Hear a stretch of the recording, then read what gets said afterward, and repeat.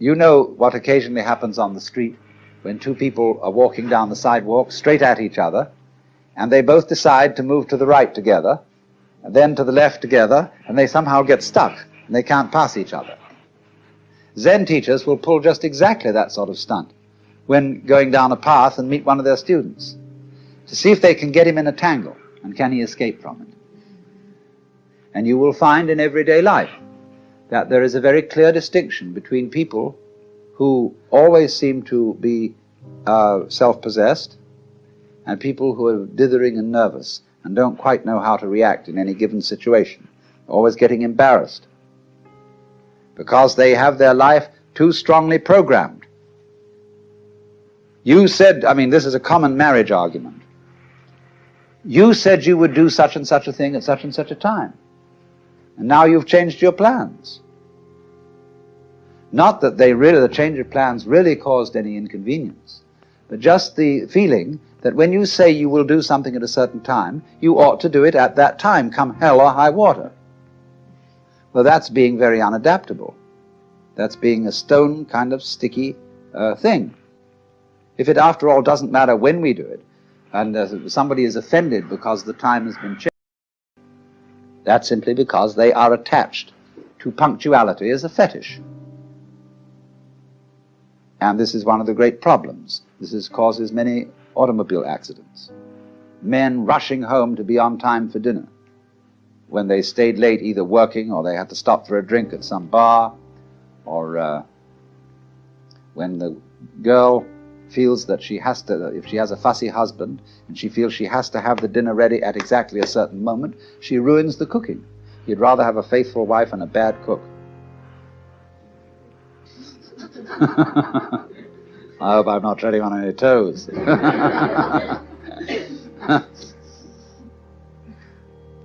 So, you see, we spend an awful lot of energy trying to make our lives fit images of what life is or should be, which they could never possibly fit. So, Zen practice is in getting rid of these images. But it's so explosive socially to do that, and it so worries people. They get vertigo, they get dizzy, they don't know which end is up.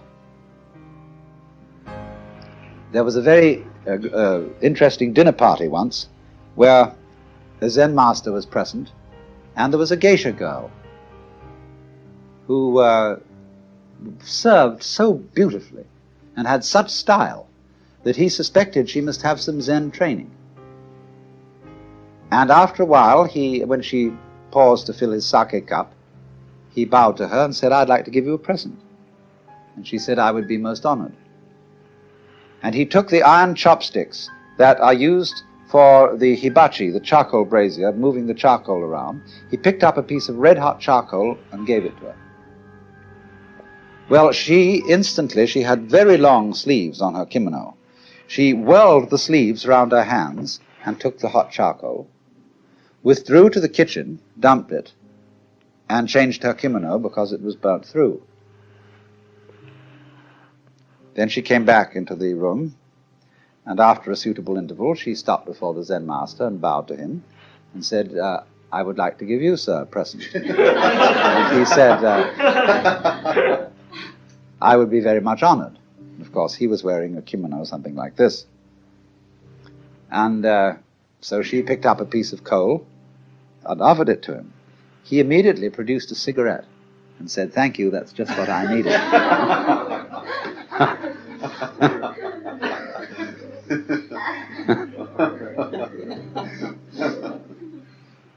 Now, you know, in the same way that we have this in our culture, certain people who are comedians, who know how to make jokes and gags in a completely unprepared situation, face them with anything, and they somehow come through. So that is exactly the same thing in a special domain as Zen. Only a master of Zen does this in every life situation. But the important thing is to be able to do this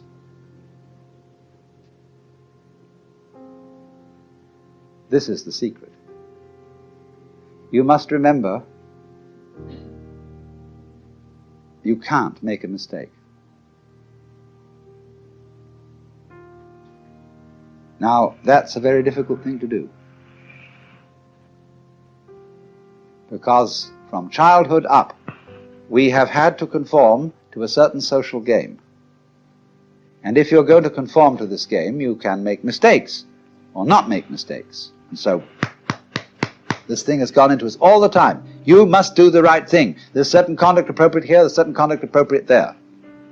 And that sticks in us, and gives us a double self all our lives long, because we never grow up. Now, I only say, if that game begins to bore you, and it begins to trouble you and give you ulcers and all kinds of things, then you raise the problem of getting out of it. And therefore you start to become interested in things like Zen. That is simply a symptom of your growing in a certain direction,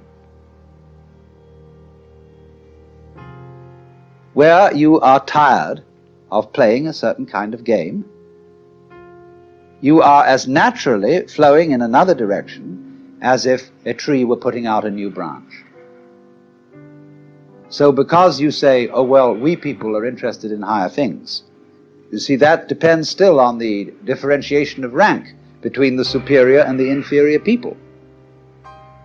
But when you begin to see through that and grow out of that, you don't think anymore of this superior and inferior classification. You don't think we are spiritual people who attend to higher things as distinct from these morons who are only interested in beer and television. This is simply our particular form of life. Like there are crabs, and there are spiders, and there are sharks, and there are sparrows, and so on. But remember, in the process of growth, the oak is not better than the acorn. Because what does it do? It produces acorns. Or you could say, just like I sometimes love to say, that a chicken is one egg's way of becoming others. So an oak is an acorn's way of becoming other acorns. Where is the point of superiority?